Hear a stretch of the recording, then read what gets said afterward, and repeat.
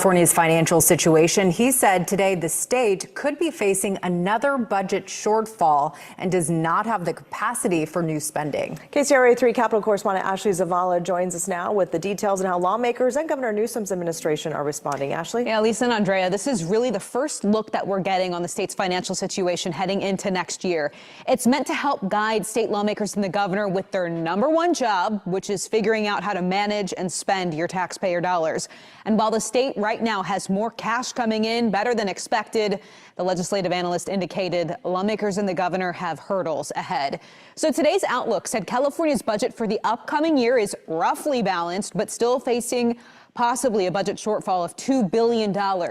So here's what's helping. A solidly performing stock market. The LAO said companies like Nvidia, Apple, Google, and Meta are contributing to the revenue boom. The state's top earners are doing well, and because of the state's tax system, so does the state. So here's what's hurting the bottom line. The LAO said the state has committed to an abnormal amount of spending, which has been growing through the expansion of some state programs, plus some of the voter-approved ballot initiatives this year that will take away more state dollars from the budget. And because of that spending, the legislative analyst says California could be seeing budget deficits in the years to come, ranging between $20 billion to $30 billion. In response, Assembly Speaker Robert Rivas said in a statement, quote, "We need to show restraint with this year's budget because California must be prepared for any challenges, including ones from Washington. It's not a moment for expanding programs, but for protecting and preserving services that truly benefit all Californians." So the legislative analyst works for the legislature and is totally separate from Governor Newsom. As we reported, the governor very much disagreed with the legislative analyst on last year's outlook at this time. So we checked in with Newsom's Department of Finance for a response to this. We think that the analyst report is a reasonable starting point for next year's budget discussion. There are always going to be differences between our two organizations on some of the conclusions and some of the numbers. What would the administration's response be to this assertion that California doesn't have the capacity for new spending commitments at this point? Well, it depends on what those commitments are and how you deal with them. Now, Republicans are indicating they do not trust the Democratic supermajority legislature to handle this well. We heard that from the Assembly's minority leader, James Gallagher. Meanwhile, the vice chairman of the Senate's Budget Committee, State Senator Roger Niello, says more oversight into this budget process is necessary now more than ever with this outlook. So have we seen any new proposals for any new spending? Oh, we have, from Governor Gavin Newsom himself. The governor has already floated new spending ideas, including boosting the state's tax credit for Hollywood, plus funds to fight the incoming Trump administration in court, and a potential disaster relief fund if Trump decides to withhold those dollars. The legislative analyst confirmed at this point, in order to do any of that, that would require the state to either make some budget cuts, tap into the state's reserves, or create a new tax to generate more money. This kicks off a very long process that we report on every single year that begins right now. It ends in July. So there's a lot that could change in the state's financial picture between now and then. That's surprising that the governor's made proposals knowing that we don't have money. Well, he did see, I will say from his office's perspective, he did see that revenue boom that we were seeing from the stock market, Nvidia, Apple, Google, Meta. But at the same time, there were these spending commitments. A lot of these dollars were somewhat already spoken for, but now we'll just see how it shakes up. He'll give his state spending plan officially in June. So we still have some time. Exactly. Or January, I should say. Okay, Yes, January. January. Okay. Yeah. Well, it'll be interesting to see what we learn then. Exactly.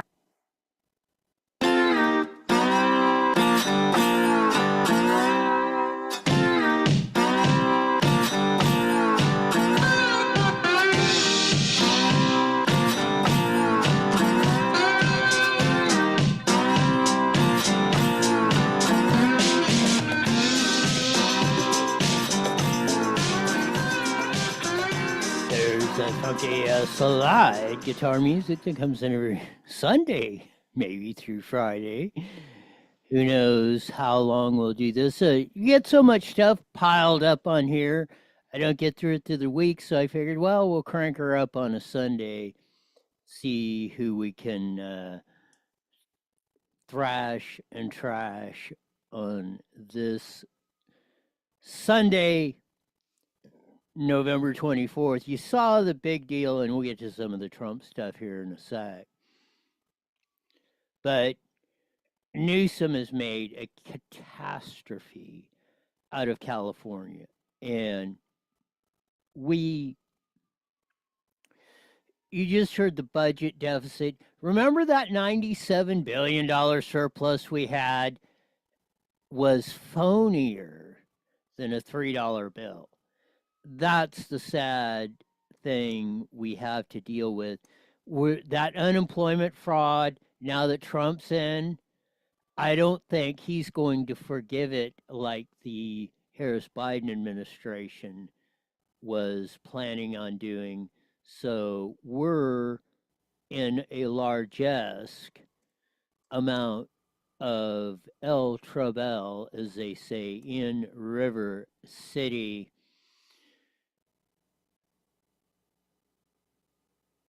On top of that, and we'll get to the story in a bit, 173 people per day are leaving California, just going to one city in one other state. That's how much we have deteriorated to the point of people just cannot handle it. They cannot handle the costs. They cannot handle the mental strain of being here, just the daily facts of everything that go on.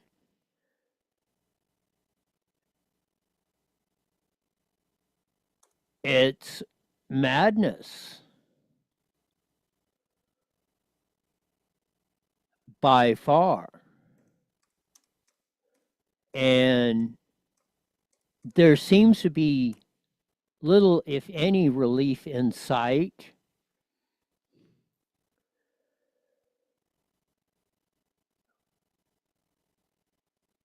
But that whole unemployment fraud deal is coming back to bite us. And that's where they forgave that, or said they were thinking they didn't have to pay that back. That's how that $97 billion surplus that they never, ever, ever, ever, ever put actually in writing. And they said, this is where the surplus is. And now we're going to have to pay. And pay up the kazoo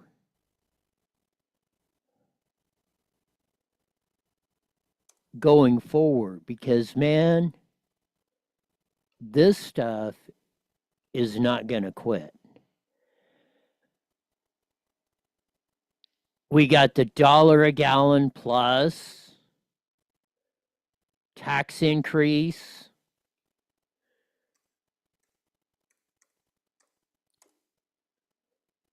Things are not looking good, to say the least, out here.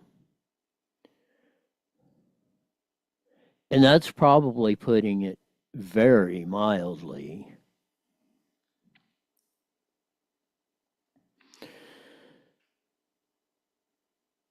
Some of the things that we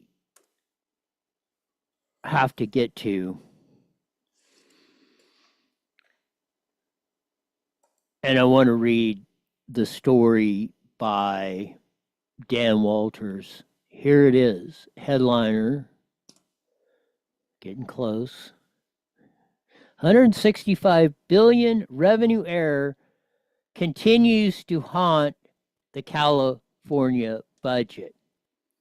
Again, by the great columnist Dan Walters.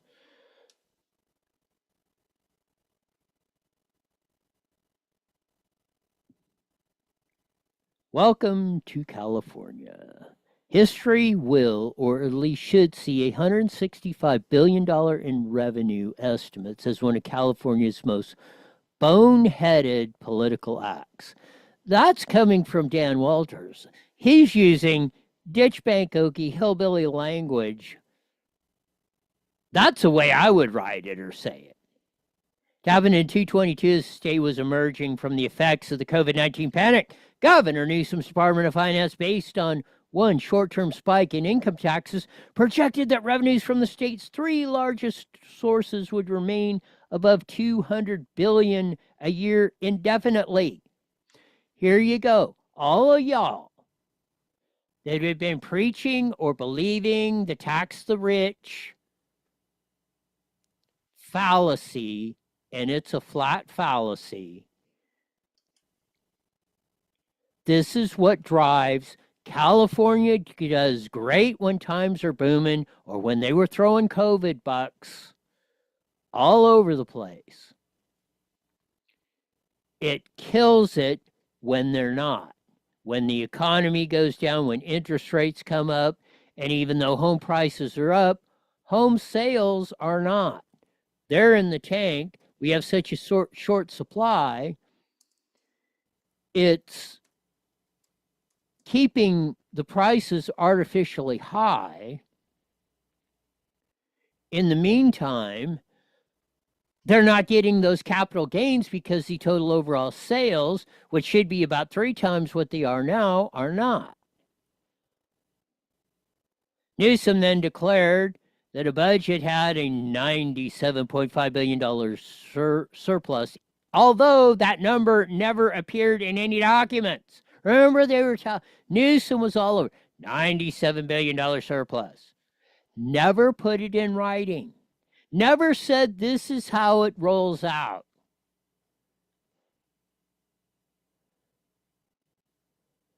This is how you're screwed, blued, and tattooed.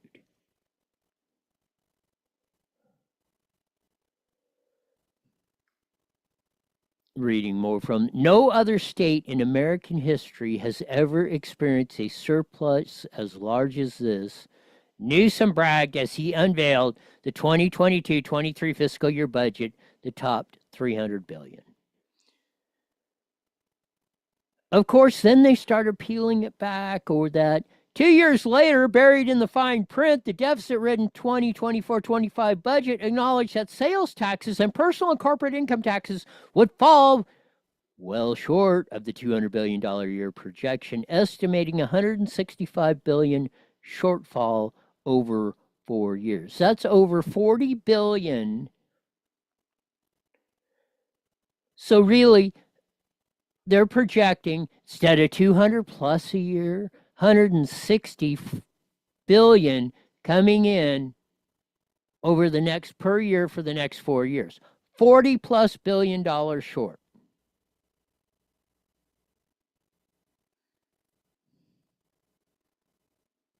Now you see why Dan Walters called it the most bonehead move maybe in political history.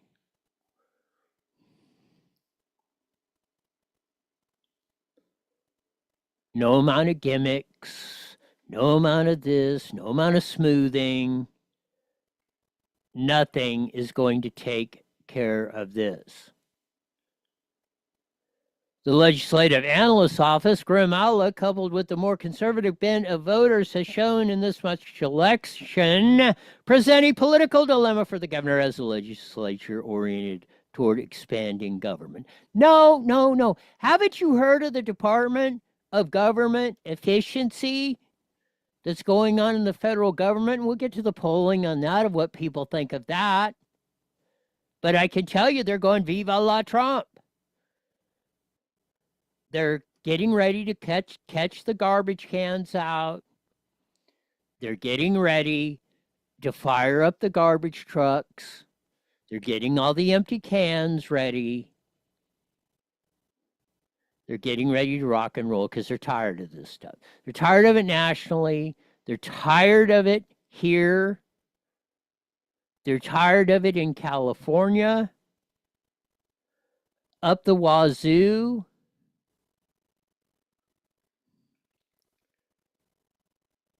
Assembly Speaker Robert Rivas, reacting to the analysis in a statement, indicated he's gotten the message. We need to show restraint in this year's budget. Duh!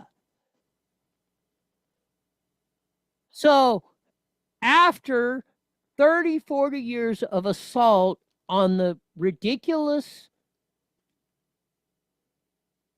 numbskull, out of control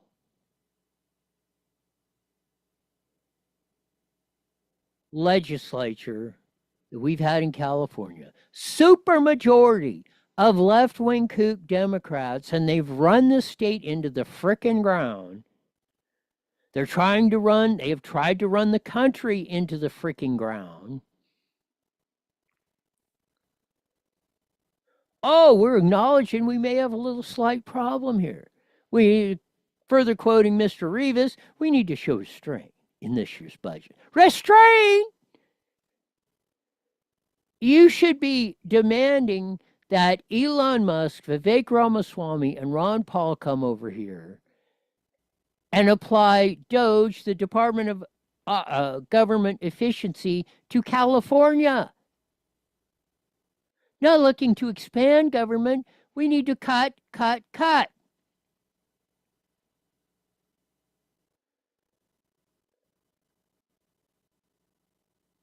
Newsom will propose a 25-26 budget in January, but no matter what he and the legislature decide, the structural budget deficit will be there when he exits the governorship in 2027, and it will be part of his legacy. Learn that statement right there. Structural budget deficit. Don't even let them, you can have a balanced budget in 1 year, but a structural deficit means you have unfunded mandates, pensions, and benefit obligations you cannot pay, that you are obligated to pay. You have expenses, you have bonds that we just passed again that you cannot pay for. Now, you might get a windfall, or you might cook the books, and you might make this year look terrific. Man, we got a surplus. We got a $97 billion surplus. What are we going to do with all this large ask?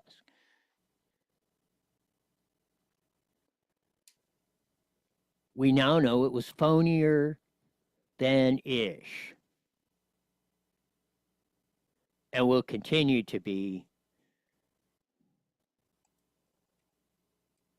of that. It's a killer. I also didn't get to this. I wanted to get to it last week. The University of Student Criminals, otherwise known as USC or the University of Southern California, estimates California fuel could rise by 90 cents a gallon next year. By Canada Shrupp, the Washington Examiner, California gas prices could rise up to $1.10 per gallon next year, thanks to the state's new carbon credit system, taxes, refinery regulations, and refinery shutdown. This would require the typical Californian to make up to $1,000 more per year in pre-tax income to break even, according to the analysis from a professor at the University of Student Criminals Marshall School of Business. $1,000 pre-tax income means most of you got to make an extra $1,500 to $2,000 in taxable income to get down to that $1,000 that they're already ripping you off for. I cannot believe the people of my native area in the Inland Empire of Southern California that we're not down at the California Air Resources Board meeting at 4001 Iowa in the city of frickin' Riverside, where Mary Nichols, whose name is on that car building, screwed us in 72. You want to know why all the EPA regulations that started with Reagan and Nixon in the late 60s and 70s and all this crap? She was the one that sued in Riverside on, we're all going to die of diesel smoke, sued in Riverside and won, and that's 50 some odd years later, this is what we got. We're right here at ground frickin' zero, and hardly anybody showed up. I know Tom Lackey, the state senator from Palmdale, was there. I was there. I think there was a couple others. There were 150 people there who were claiming, that you weren't going far enough, or you need to clamp down on it more, and all this other stuff, and we're all going to have electric cars. and all this other BS crap.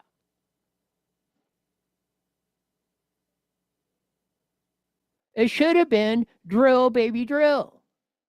We're sitting in California is sitting on some of the largest oil reserves in the entire freaking world, and natural gas.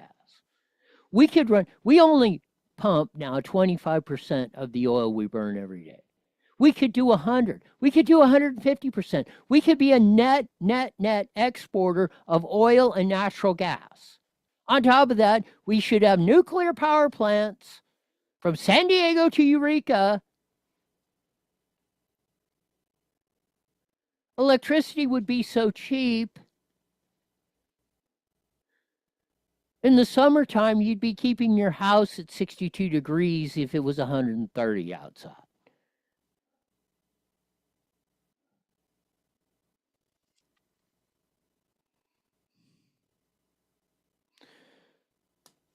This is all the crap we got to live with. Here was Newsom touting, I think at Fresno on Friday or Thursday, touting, I think it was Friday. They always, whenever you see the stuff come out on Friday, you know it's bad news because they're trying to bury it. You know, the least read papers are Friday and Saturday morning. Friday evening and Saturday morning. Absolute. You want to get something out bad, you release it Friday night or Saturday morning. Journalism 101, politics, PR 101. Here's the doofus trying to answer questions. The questions are not, I don't know why they can't get at these press conferences where you can hear the dang question. It isn't that freaking difficult. When you got $300 billion to spend, that's with all the other extras and stuff. The 165 is just the general slush fund. Very seriously. Have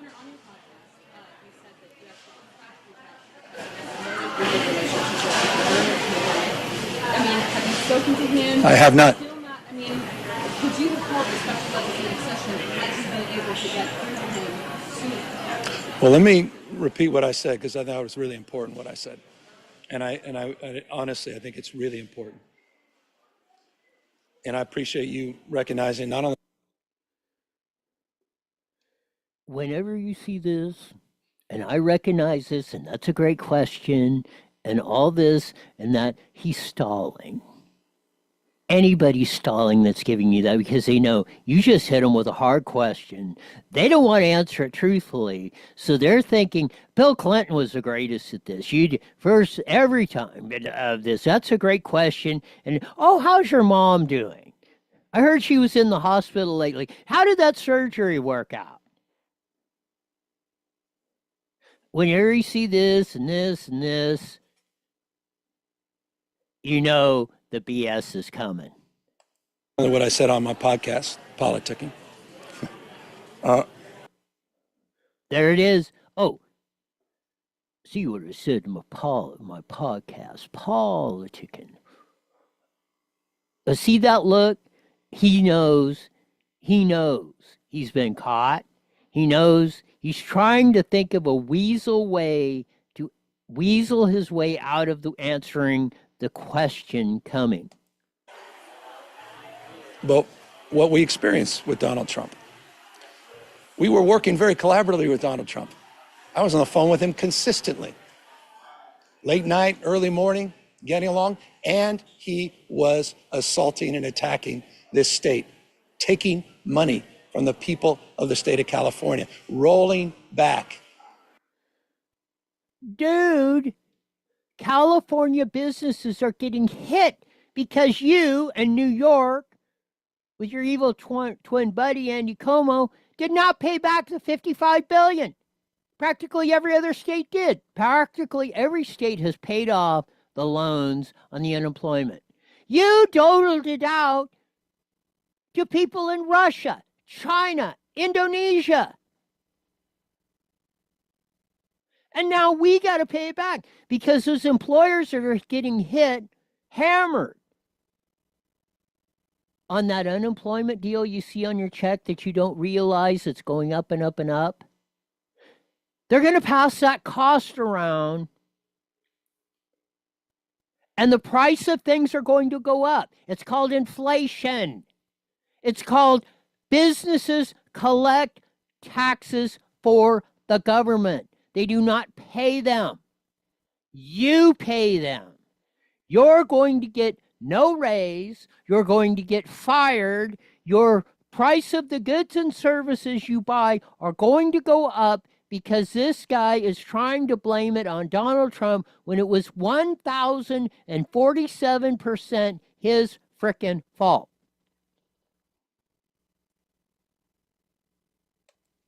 All kinds of laws in this state of trying to roll back waivers, trying to exercise his control and preemption. He asserted lawsuit after lawsuit and assault after assault. So, of course. Yeah, most of it was he was trying to get water to the farmers so we could have some frickin' food. And so eggs wouldn't cost $3.99 and lettuce and everything else going through the roof. And on top of that, drill, baby, drill. Why don't you stupid people over there in California start taking the oil and natural gas out of the ground so you're not paying $5 a gallon for gas? Highest electricity prices in the nation. Most of our power, the bulk of it, comes from natural gas-fired generators. Regardless of whether or not we had a big hug at Mar-a-Lago or not, we need to prepare for that reality. You're wise enough to know that. You recognize where this state was, not just with the Newsom administration, but the Brown administration. So we're going to prepare for that. I'm not looking. It's not about voters. It's not about voters. I care about people. I don't care who you voted for. I don't care about voters. Who do they think voters are? He's trying to say, well, I care about people. What are voters? Voters are the one that elected you or not, or elected Trump or not, into office, you Klondike. Oh, I care about people. I don't care about voters. How condescending. I care about people. I care about Trump supporters. I care about RFK Jr. supporters. I care about Tucker Carlson supporters. I care about Charlie Kirk supporters. I care about Ben Shapiro supporters. I care about all people. Then why in the hell did you lie about the budgets? We got a $40 billion deficit as far as the eye can see, gas at $5 a gallon, and every stupid other thing that we got going on. You could care less about anyone while you're moving into a $9 million mansion because the $4 million mansion wasn't good enough for your ass and little Jenny Pooh's little rear end. So don't give me the all this and I'm this and I care. You could give a living flippin' rip. I care about the people living here in the Sierra, folks down in San Diego where I just was, or in my backyard in Fair Oaks, California. I care about people, and I care about protecting them, their public safety, and their public health. What a maroon. I mean, this guy gets harder to take every day. He learned nothing. That his brand of stupidity is on its way out. That's what the voters, that's what the people said.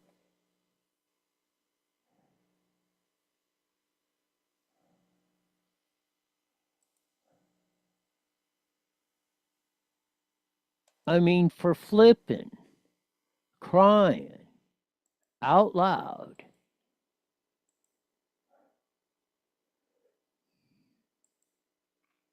To have to go through that word salad assault.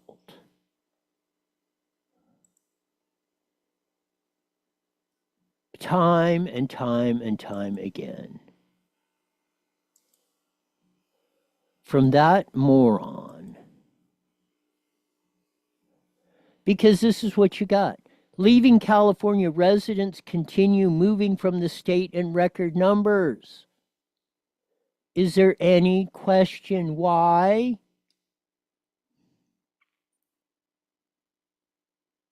Fox 11 report.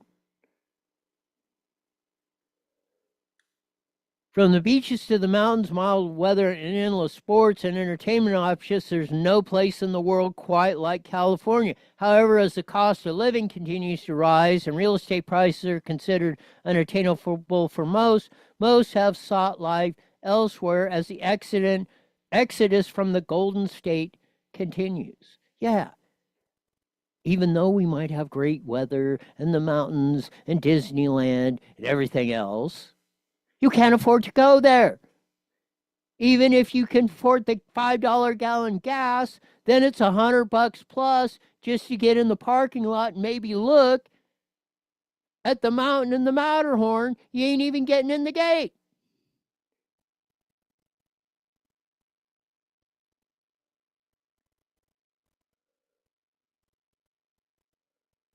A new study by Storage Cafe found that the top 5 states California relocated to are Texas, Arizona, Washington, Florida, and Nevada.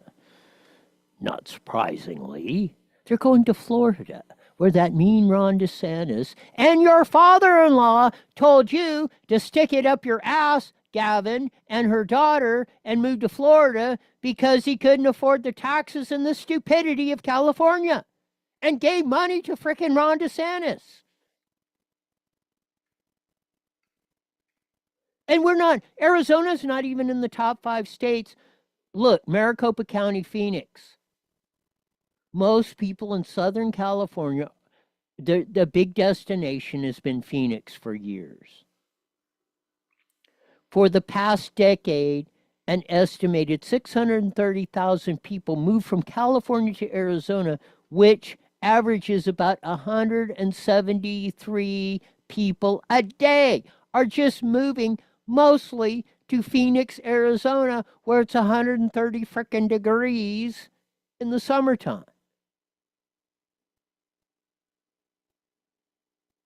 It's like living in a city of Death Valley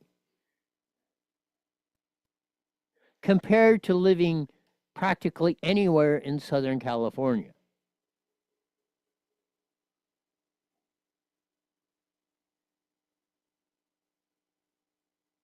And the buffoon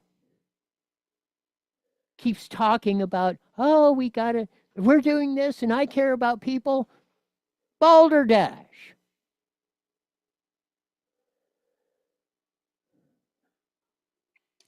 $173 people per day for the last decade. Every day, just moved to Arizona.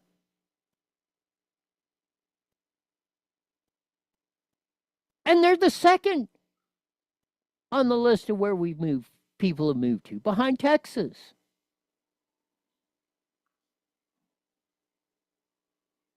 Is it any wonder from the reports that keep coming in every day?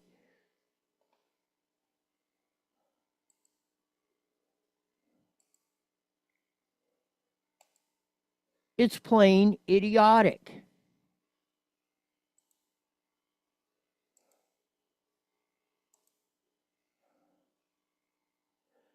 We're going to switch to the national stuff, but this is from Bill Maher. Short clip. If you don't like the F word, tune out for about the next 30 seconds. But this is another reason. On top of that, because of kooks like Newsom and the far center left and the wokeism, we'll get into that. They're even losing guys like Bill Maher. Here we go. Democrats have become like a royal family that, because of so much incest, has unfortunately had children who are retarded. And the same thing can happen to ideas if they are also conceived in an atmosphere of intellectual incest. Maybe take the clothespins off your noses and actually converse with the other half of the country. Stop screaming at people to get with the program and instead make a program worth getting with.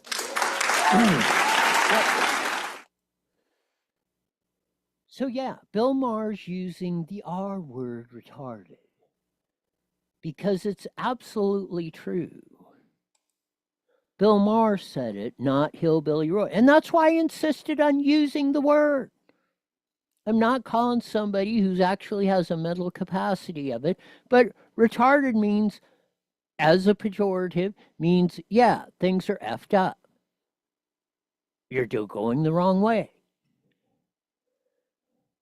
Bill Maher did not call a Pacific person retarded. He called the Democrats, the wokeists, the leftists, retarded because they are.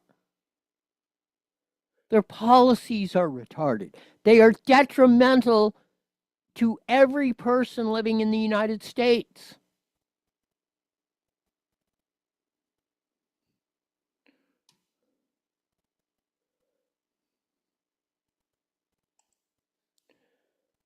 So where's the hue and cry?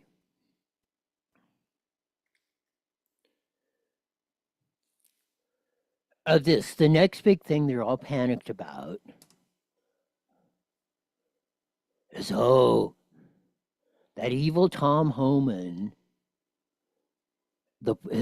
he's the border czar. Do you know who originally hired him? Head of ICE? None other than Barack Obama. We had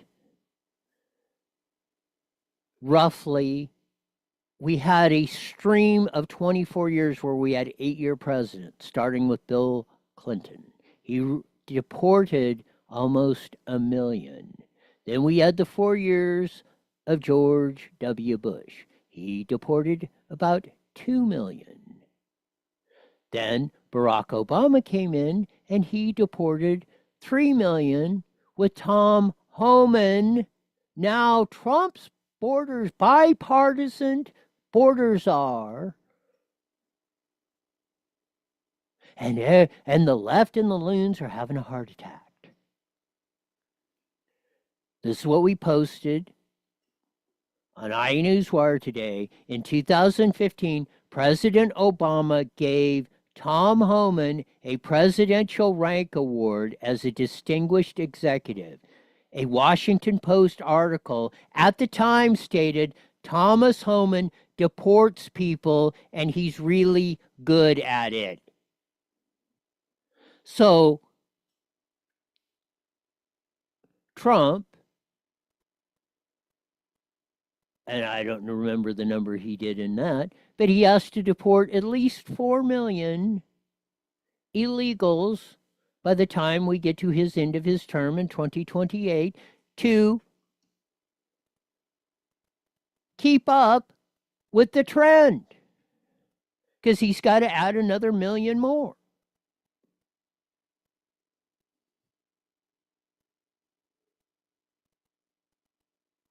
Where's the hue and cry?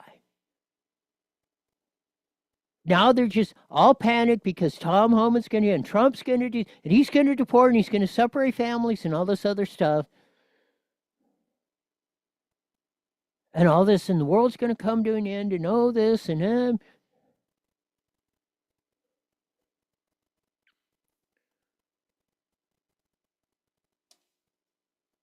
we're in one of those situations where the vast news media is not posting the truth. How many people are telling you Homan was a holdover from the Obama administration into the first Trump administration? Oh, yeah, that mean, evil Trump kept Tom Homan around because he's a racist and he didn't like Barack Obama and he hates women and all this other crap.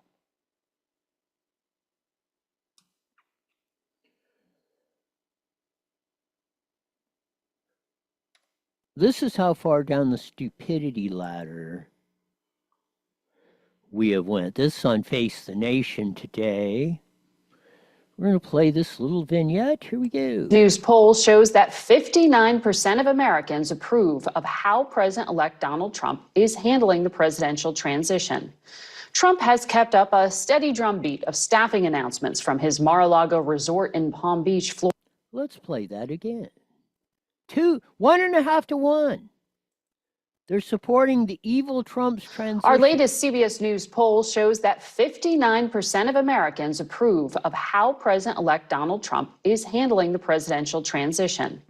Trump has kept up a steady drumbeat of staffing announcements from his Mar-a-Lago resort in Palm Beach, Florida. And that is where we find our Nicole Killian this morning with the latest. After Saturday lunch with one of the senators who will vote on his cabinet picks, President-elect Donald Trump announced former domestic policy advisor Brooke Rollins for Agriculture Secretary. One of his most highly anticipated selections was Scott Bessent for Treasury. If confirmed, the 62-year-old investor would be the first openly gay secretary to lead it and responsible for quarterbacking Mr. Trump's proposed policies on taxes and... Oh, wait a minute. You mean homophobe Donald Trump, who appointed the first acting secretary, or actually was a secretary, Rick Grinnell, appointed an openly gay person to be in his cabinet? How could that be? How could the misogynist, the gay hater, whatever, all the rhetoric they pull on him, how in tarnations could he do something like this? And this is going to be key to what comes up, and here we go. Tariffs. The most beautiful word in the dictionary is tariff. A new CBS News poll shows a majority of Americans support imposing tariffs on imported goods, and more have an optimistic view of the economy since the election. Mr. Trump selected a pair of doctors to lead health agencies. Wait a minute. They are more optimistic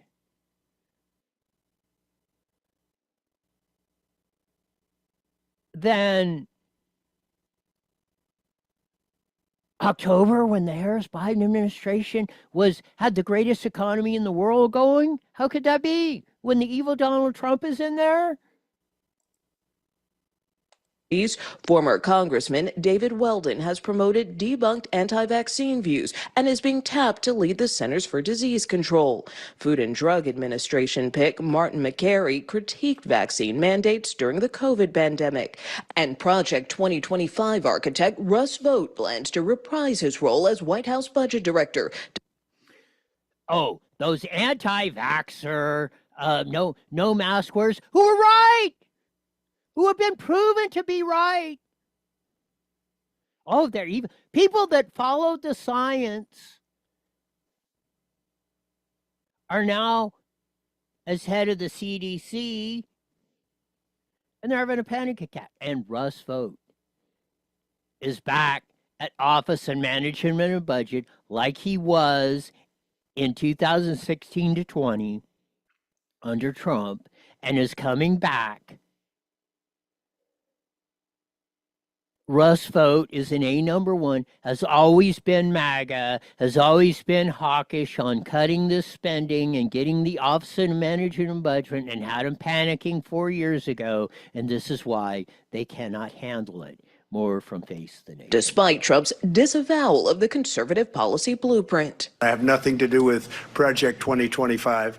Our polling also finds many of the president-elect's well-known designees have more support than opposition. Oh, wait a minute. How could that be?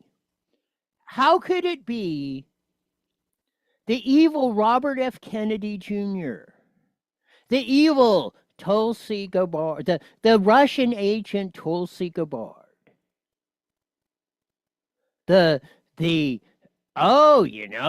we're gonna Clarence Thomas, Brent Kavanaugh, Pete Hegseth, who's just saying, you know what, it's about time we reform the military. It's about time we didn't get into these protracted foreign conflicts we should not be into.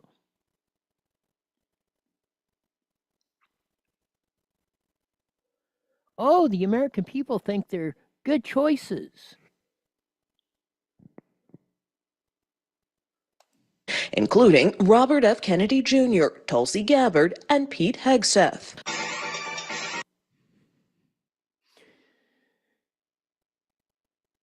Those evil, remember how we were told, oh, they're going to destroy the country. The people have spoken, and the people are saying, we love what Trump is doing. We want Tom Homan to deport up the kazoo. That's what we're looking for, unequivocally, without question. We signed on for this.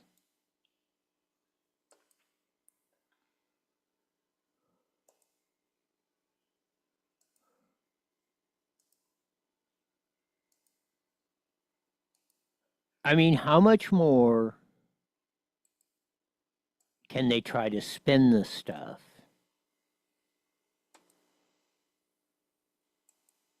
Or try to tell us we don't know what we're talking about?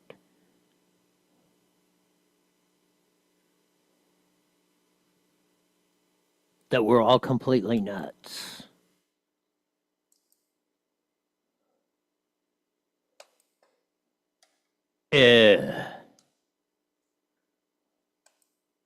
More on the polling from CBS that came out that has been absolutely devastating on the CBS News polls. Here's the clincher. 50, Trump starting to program to deport all immigrants in the U.S. illegally. All!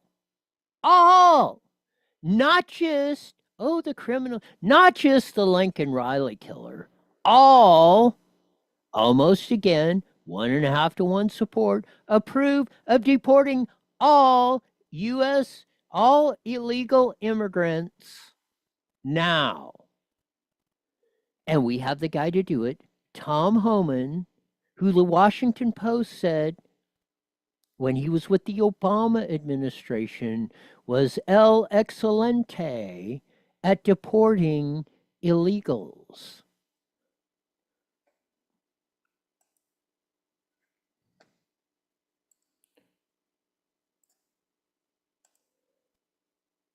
Deporting all immigrants in the U.S. illegally, who should carry it out? Border Patrol, 82%. Federal law enforcement agencies, 64%. U.S. military, 40%. Well, we got the right guy in the job. Tom Homan said, when remember we ran it last week when the reporter said, whoa, how you going to do this? He said, very easily, I've done it before. Go check with Barack Obama, the New York Post. They will tell you what an excellent job I did.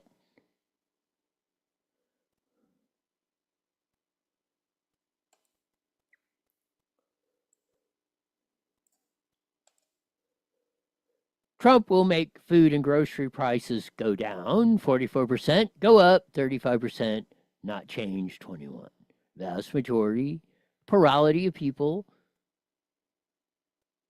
think Trump will make grocery prices go down. This is the voters talking, Gulag Gavin Newsom. They're actually people.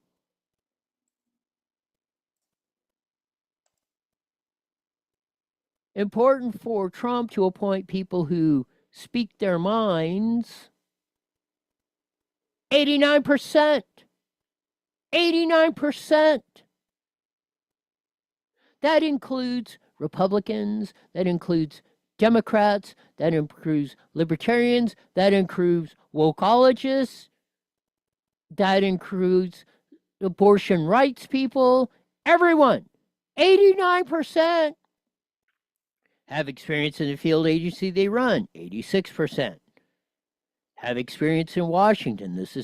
I don't think this number is low enough, 64%. You don't need any experience in Washington. In fact, in some cases, not having experience in Washington is a damn good thing. Are loyal to Trump, only 51%. And while you don't want, as the Trump 1.0, You don't want people undercutting you like was happening too much in the first Trump administration.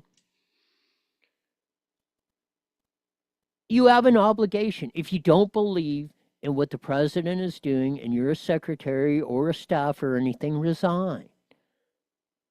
Nobody's forcing you to do the job. But the American people are buying into the Trump MAGA movement and don't necessarily get it that it's a Republican movement. The Trump MAGA movement is taking the working class that were both in the Republican and Democratic parties and it's molding them together. The Democrat Party, and it seems to be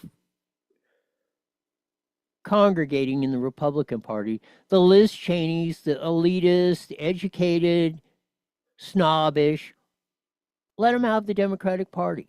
They can have their 10 or 15%. But the vast majority of the people, and if there is a success rate of the Trump administration, which I believe is going to be far greater, barring some unforeseen circumstances we don't see, than Trump #1 first term.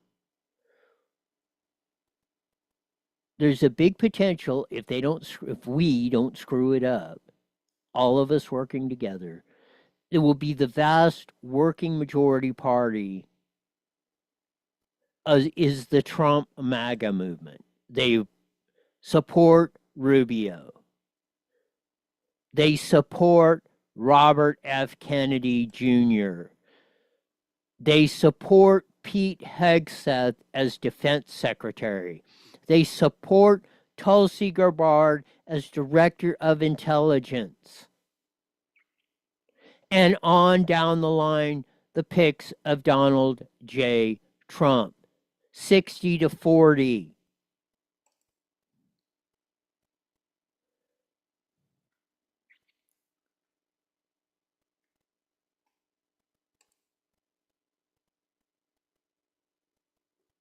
How do you feel Trump will do as president? Excited? This shows the divided era as Tom Del Beccaro book laid out, 15 years ago, 10, 15 years ago. Excited. Democrats 4%, Republicans 54%. Optimistic, Democrats 11%, Republicans 41%. So optimistic or excited, Republicans are at 95%. Democrats are only at 15%. That's the 15% you have seen from the working class parties of all flanks starting to move. Then you get to concerned and scared. Democrats are at 85% and only 5%, obviously, of Republicans.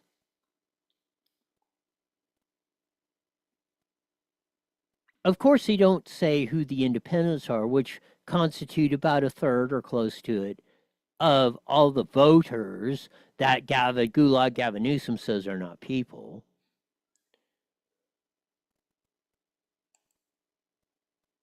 So, but you can see the divide, and I think it would do that. The election of Trump makes you now motivated to support him, 10% Democrats, 78% Republican. Motivated to oppose him, 44% Democrats, only 4% are Republicans. So you see the shift. The elitist, educated snobs of the Bill Kristols and the Liz Cheneys and the elitists and the college professors and the PhDs and the BAs and the master's degrees have all moved over to the Democratic Party. Won't motivate you either way. Here's the ones that don't really want to say it. 46% in the Democratic Party. Those are the ones that are moving on that to the Trump MAGA movement, but they don't want to say.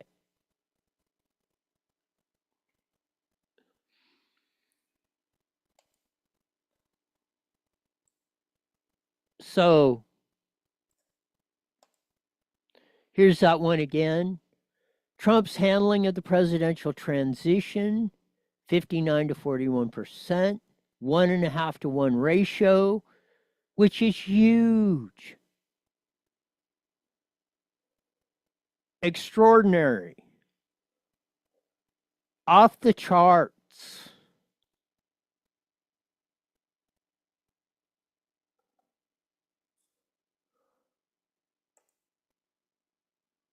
Feel about winning, happy, 31%. Satisfied, 24%. There you have it, 55% are willing to be happy or satisfied. Really should be 56% because there's only 24% dissatisfied or angry. Or I mean 44%. So it really should be 56-44, almost getting close to that same 1.5 to 1 ratio. Are feel great about Trump winning. You see the vote shift from 2020. The red dots are getting much bigger. We've all been across that.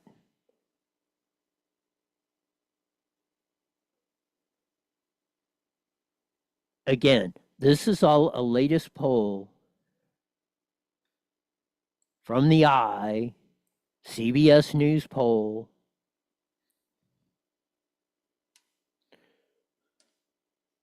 You notice they didn't run a big clip of it. They just ran little tidbits of it on Face the Nation and little dribs in the news.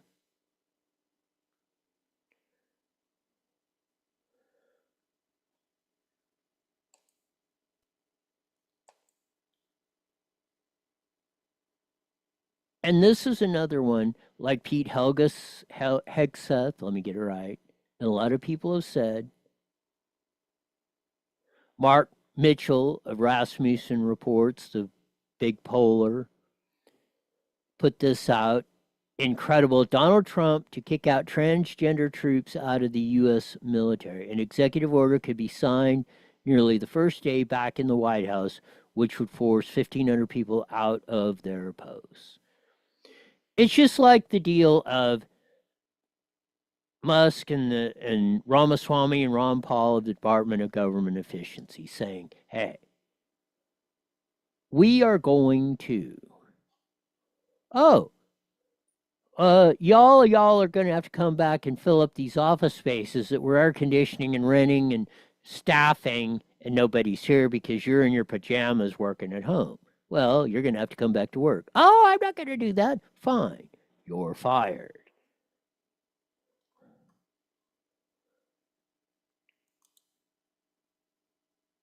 This is what we're going to be dealing with. This is how you do it.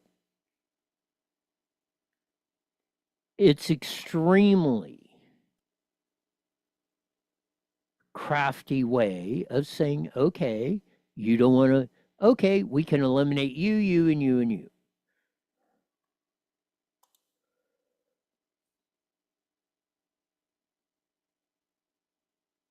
And again, it's in our schools.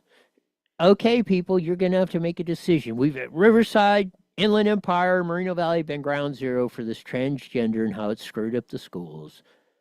So, okay, do you want your kids to have textbooks and learn to read or write? Or do you want us to build now every facility known to man? So we got to have boys' bathrooms and locker rooms, girls, we don't know, transgender, I just came to, I had a bad dream last night. I'm kind of confused.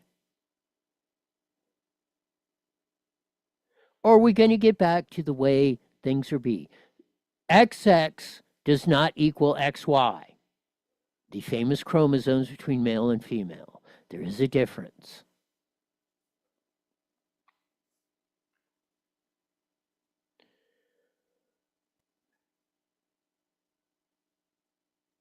It's absolutely Looney Tunes. This, Millie. Now, remember, Milley, and Trump said he's a complete idiot, was running the Joint Chiefs of Staff. And Milley was out there, if Trump gets elected, the world's coming to an end. We're all going to, the nuclear bombs are going to start, and the whole rhetoric, back when we heard it with Reagan and the whole thing. As soon as Trump got elected, oh, there's no problem there. Trump's not going to do any of that. I was just blowing crap out my mouth.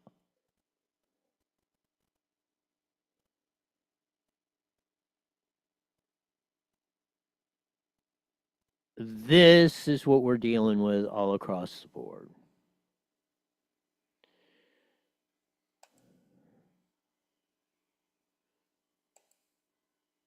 And we better figure it out.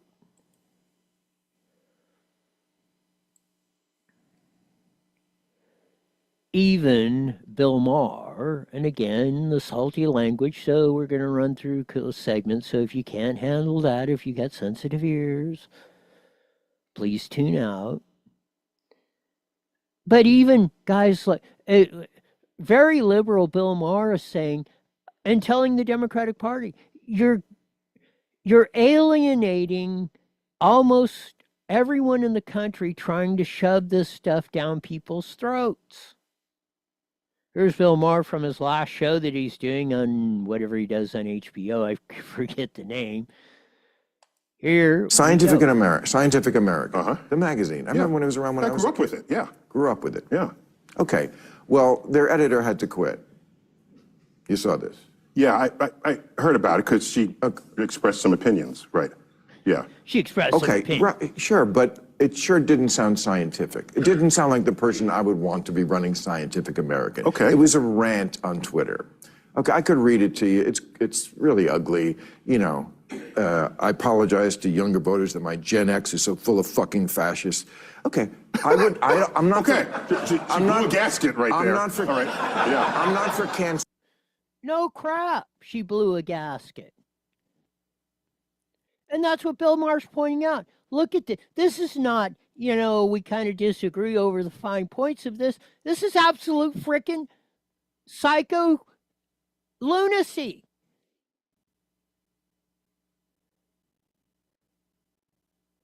That's not blowing a gasket. That's pure unadulterated stupidity and evil.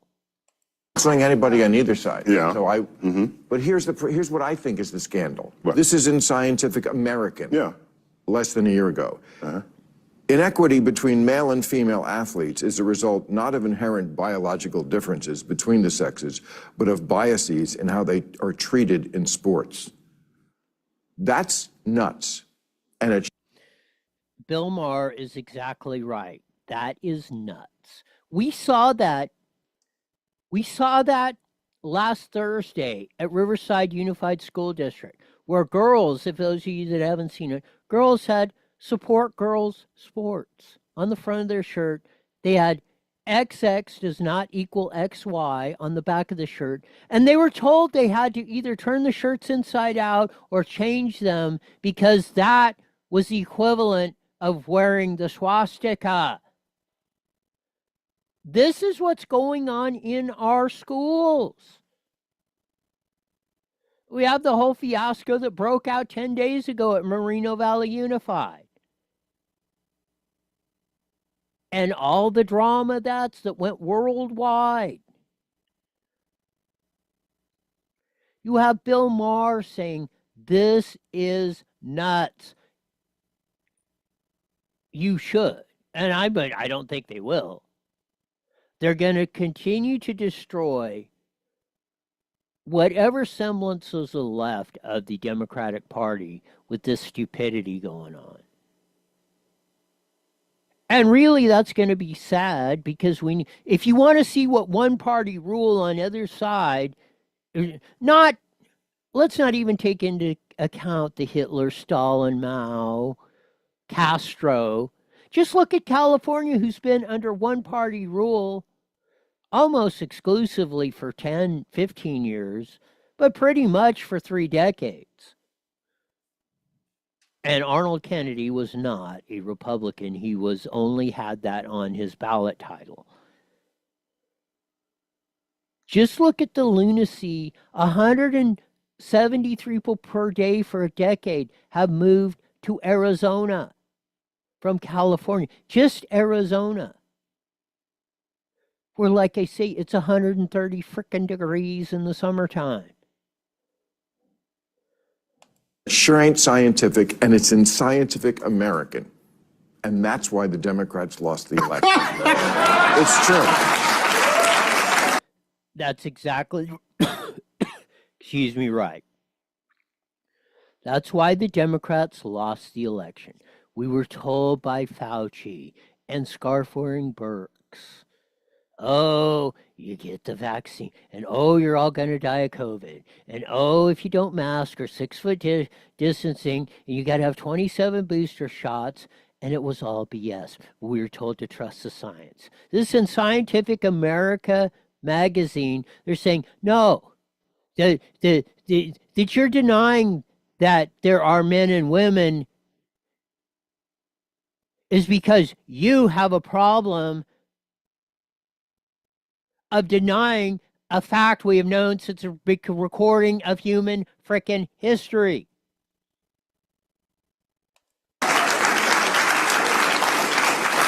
Bill, every 20 minutes on your platform, you come up with another reason why the Democrats lost. You already have the answer. They lost the election. So anything you say is why true. they did it. First of all, you don't watch this show, so you don't know that. I know you don't, and it's okay. But you talk as if you do, and you fucking don't. And that's okay. Just don't bullshit me. That's the one thing people can't ever do on this show is bullshit me. And that's fine. But I don't say that. I have very good reasons. But engage with the idea here. What I'm asking is, Scientific American is saying, basically, that the reason why an WNBA team can't beat the Lakers is because of societal bias. What you're saying is not Scientific American says that. An editor for Scientific American says that who no longer has the job. So don't indict a 170-year-old magazine because somebody... Okay. Not just that. Let's go back to the COVID. They were telling us that what we knew since recorded history was no longer applicable, and they did not provide any credible scientific study to say, okay, we were doing it wrong. Or there is more than a male and a female. Again, Bill Maher points it out. No, it's not because the WNBA team cannot beat the Lakers. Probably can't beat a good college or maybe even high school team of men or boys. But that's not because they're women and they're men. It's because you're a homophobe. It's because you don't believe in the science. And if you don't, we will scream and yell and holler or put you in jail. Hey, this is called Scientific American, and they're printing something because someone enters the cesspool that is social media and then participates in that exchange. So why can't you let's talk about science? Why can't you just say this is not scientific and Scientific American should do better? Well, does she still have her job? No, not because of this. I said the scandal is not her tweet. Because that was like a year ago. Was it? Which one was a year ago? I think a year ago, women still couldn't beat men in basketball or any other sport. And it wasn't because of society. You don't see. Yes, that's what Bill Maher. You don't see the point. It wasn't because we know in most cases, physically, women cannot beat men. Just like men can't have babies. There's differences. Viva la difference. Accept that. That's the way it is. That's reality. That's science. But they want to keep shoving this down your throat. By the way, long distance swimming, women might actually have the advantage. You can look into that. Yeah. Maybe long distance swimming, yes. Okay. Yeah. I've looked into it. Yeah. Long distance swimming, I looked into it. I mean, okay, maybe so. We'll check that out. Well, I'm going to file you under part of the problem. That was classic. I'm going to file you as part of the problem. And again, Bill Maher goes back to a time when Republicans and Democrats, left and right, different philosophies, could debate things on an honest plane. And I think that's what people are seeing in the Trump MAGA movement, is we're actually dealing with things. You know, we don't want crime. We don't want people coming over here illegally. We have a process, follow it. We have to follow the rules. You have to follow the rules. That's how we have a sane and orderly society. Every time we try to disrupt that, you're going to have chaos. And what we've been witnessing here lately, you have guys like Gulag Gavin Newsom saying, I don't care about voters, I care about people. What the hell are voters? Or this guy, well, you know, it's not really the science or that or that, and I've looked into it or that, and I can't, of course, they don't want to say it because they don't want to get bombarded. That's what we've allowed society to flush you out if you're telling the truth. What does that sound like? That sounds like Hitler's version of the world. That sounds like Stalin's version of the world. That sounds like Mao or Castro or any other tin-horn stupid-ass dictator's view of the world. We cannot allow that to happen. Heck, I don't know that I think I may have done a Sunday something with something broke. I don't know that I've ever done an actual show on Sunday of the normal rules, so this might be the first one. Hope you enjoyed it. We'll be back tomorrow, of course, live at 5 at our usual spot here in the Mighty Met 1490 AM at 5:30 to 6, like we do every Monday through Friday. Oh, man. We'll see. Maybe we'll do this. I get so much stuff piled up of that. I figured I'd try this. Maybe we'll make the Sunday show a regular on that. We'll see how it works. So we'll see how many people respond to it or enjoy it of that. But it does help. That way I'm not coming in Monday all backed up and I'm trying to figure out everything to do. We're getting a lot of the stuff that I had backed up during the week, plus the stuff that broke here today on Sunday, like the CBS News poll and stuff like that. So we'll see how she all works out. That'll do it for today. It's mandatory. You're back here in 23 hours live. Hear the best darn show in the whole wide world. Until then, see ya!